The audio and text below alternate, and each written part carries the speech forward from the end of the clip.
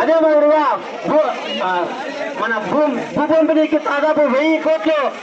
అంత కొట్లాడి మన ముఖ్యమంత్రి వరకు 1000 కోట్లు భూ పంపిణీకి మంత్రివర్గంలో ఉన్నప్పుడు చేసిన ఘనత కూడా మన అక్కడికే తగ్గుతుందని చెప్పేసి తెలియజేస్తున్న మిత్రులారా. అదే మాదిరిగా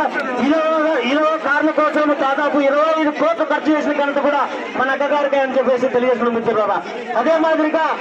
ఎన్ఎస్ఎఫ్టీసీ కింద 5 లక్షల ప్రజలకు యూనిట్లు దాదాపు 300 మందికి 50 కోట్లు ఖర్చు చేసిన ఘనత కూడా మన అక్క సునీత గారి చెప్తుందని చెప్పేసి ఈ సందర్భంగా తెలియజేసుకుంటాం మిత్రులారా. అలాంటి మన దళిత గిరిజనుల కోసం, మన ఎస్సీ ఎస్టీ బీసీల మైనార్టీల కోసం పనిచేసే సునీతక్క కావాలా,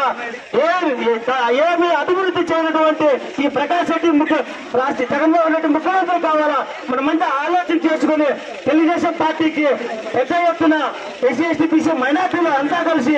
అక్కడిని అసెంబ్లీకి పంపించి మంత్రి వాళ్ళు చేసుకుని మనమంతా అభివృద్ధి వైపు నడవాలని చెప్పేసి తెలియజేసుకుంటూ ఈ అవకాశం ఇచ్చినటువంటి పెద్దలకు, పార్టీ నాయకులకు ప్రతి ఒక్కరికి పేరు పేరున నా యొక్క నమస్కారాలు తెలియజేసుకుంటూ జై తెలుగుదేశం, జై పేటాల.